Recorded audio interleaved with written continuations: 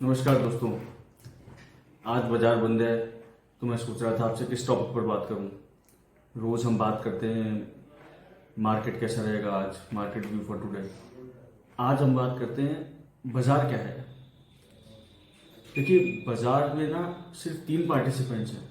एक retail investor जो हम लोग हैं, एक फॉरेन इंस्टीट्यूशनल इन्वेस्टर्स जो FIIs हैं, एक डोमेस्टिक इंस्टीट्यूशनल इन्वेस्टर्स।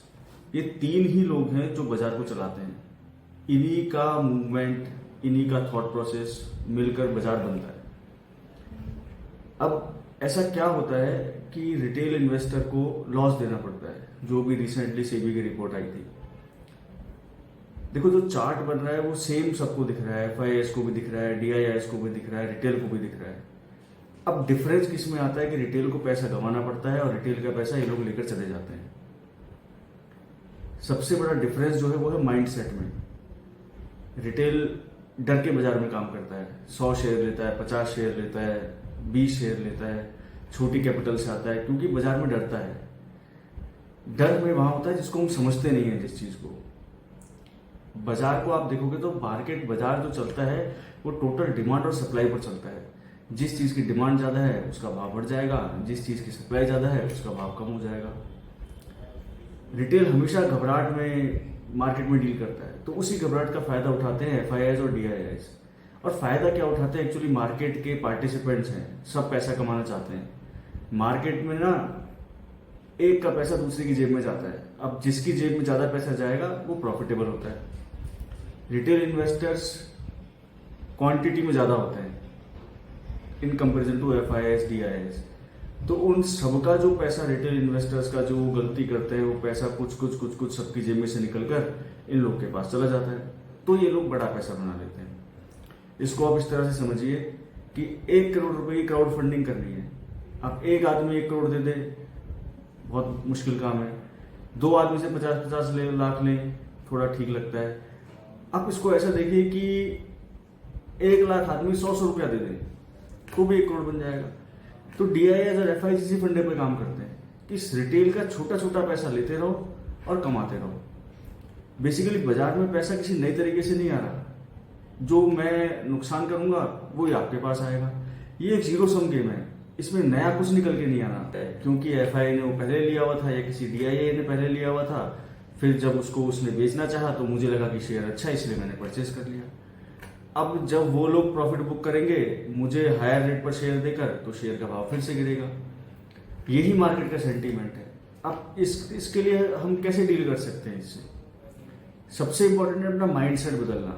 बाजार को एक सट्टा बाजार मत समझो। ये एक साइंस है, एक combination of science and art है। साइंस क्या है? ह्यूमन साइकोलॉजी, लोग कैसे रिएक्ट करते हैं, वही मार्केट है। पैनिक की सिचुएशन में सबको क्या लगता है? बाजार गिर रहा है तो माल बेचो बेचो बेचो, किसी भी भाव में माल बेचते हैं।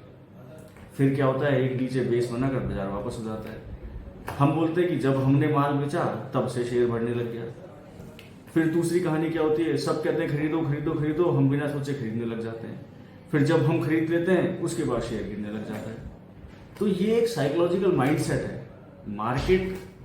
अब आर्ट क्या है? इसमें आर्ट का प्रोस्पेक्ट है उस चार्ट को रीड करना। वो चार्ट जो सबको दिख रहा है, कोई उससे कमाता है, कोई उससे गवाता है। चार्ट बेसिकली सिर्फ ट्रेडर्स के लिए नहीं, इन्वेस्टर्स के लिए भी इंपॉर्टेंट है। आप यूं तो लॉन्ग टर्म में आप कोई भी शेयर ले लो, अंत में सबको जाना ही ऊपर है। निफ्टी भी ऊपर जाएगा, हम भी ऊपर जाएंगे। तो लेकिन कब तक जाना है? अपना पैसा आज आपने 1 लाख रुपए लगाया, बढ़ेगा तो सही साहब, 5 साल बाद बढ़ेगा। लेकिन ट्रेडर और इन्वेस्टर का जो मिक्स होता है वो मार्केट में इंपॉर्टेंट होता है। आदमी को उस माइंडसेट से खेलना चाहिए। वो एंट्री करे चार्ट के हिसाब से और लंबा टिका रहे फंडामेंटल के हिसाब से। चार्ट क्या है? चार्ट बेसिकली ना प्रीवियस हिस्ट्री का एक रिफ्लेक्शन होता है, जो डेटा का रिफ्लेक्शन, कि प्रीवियस हिस्ट्री में लोगों ने कैसे काम किया, उसी काम का प्रोजेक्शन होता है। हम बोलते हैं ना, हिस्ट्री रिपीट्स इटसेल्फ। तो जो पहले लोगों ने किया, आगे भी लोगों की मानसिकता उसी हिसाब से चलती है। ये थॉट प्रोसेस है स्टॉक मार्केट का। पहले किसी लेवल पर स्टॉक मार्केट, कभी कोई स्टॉक जो है रेजिस्टेंस ले रहा है कि साहब 100 के ऊपर नहीं निकला पिछले 10 साल से, ऐसा सुनने में आता है ना।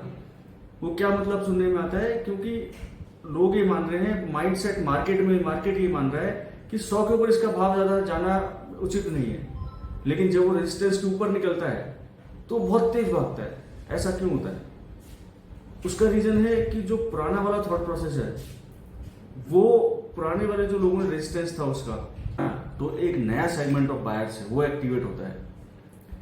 जो लोग पहले 100 पे नहीं ले पा रहे थे उसको, क्योंकि वो 100 के ऊपर निकलने का सोच रहे थे, एक ना एक लेवल के ऊपर निकलता है तो बोलते हैं शेयर में तेजी आती है। क्यों तेजी आती है? क्योंकि एक नया सेट ऑफ इन्वेस्टर्स होता है, नया सेट ऑफ बायर होता है, नया सेट ऑफ ट्रेडर होता है, जो कि उसे पहले ले नहीं पाता, अब उसे तेजी में लेना है, इसलिए वो शेयर 100 के ऊपर रेजिस्टेंस के बहुत तेज निकलता है। तो मार्केट टोटली में एक माइंडसेट, एक थॉट प्रोसेस है। अब इस थॉट प्रोसेस को समझना बहुत अच्छा काम है, बहुत इंपॉर्टेंट काम है। आप ये देखिए कि प्रीवियस हिस्ट्री को अगर रीड करना है तो आप उसका एनालिटिक्स कीजिए, उसका एनालिसिस में जाइए कि पहले कैसे कैसे हुआ था। ह्यूमन साइकोलॉजी, ह्यूमन माइंड वही चीज बोलता है कि आगे भी ऐसा ऐसा होगा। लोगों ने उस सिचुएशन में कैसे पहले डील किया था, वो आगे आने वाले टाइम में भी ऐसे ही डील करेंगे। और ये 100 में से 80-90 टाइम ना ठीक होता है। बहुत सारी बुक्स लिखी गई हैं इस पे। अब आप देखिए, किसी ऑथर ने कोई बुक लिखी है और वो बुक चली है, लोगों ने उसको पढ़ी है, उसको इम्प्लीमेंट किया है तो कमाया है। हम ये नहीं बोल सकते कि वो गलत है, वो चीज ठीक नहीं है। रियल में वो चीज ठीक होती है। अब ये साइंस क्यों नहीं है? क्योंकि ये यूनिवर्सल ट्रूथ नहीं है। जैसे कि sun rises in the east, सब ईस्ट से ही सन निकलेगा। लेकिन मार्केट में ऐसा नहीं है कि 100 के ऊपर रेजिस्टेंस के निकलने वाला शेयर 150 जाएगा या 200 जाएगा या 250 जाएगा। हो सकता है 100 के ऊपर जाए, 110 पर टिके, फिर वापस से 60 रुपए दिखा दे। तो एक आर्ट है उसको समझना। तो स्टॉक मार्केट बेसिकली एक जीरो सम गेम है। जो समझ जाएगा वो जीतेगा इसमें। अल्टीमेटली इसमें बड़ा पैसा बनने के लिए ना लोगों का माइंडसेट समझना पड़ेगा। अच्छा, स्टॉप लॉस का ना कभी जिक्र बहुत कम होता है। बाजार में ना सब पे गलत होने की संभावना है।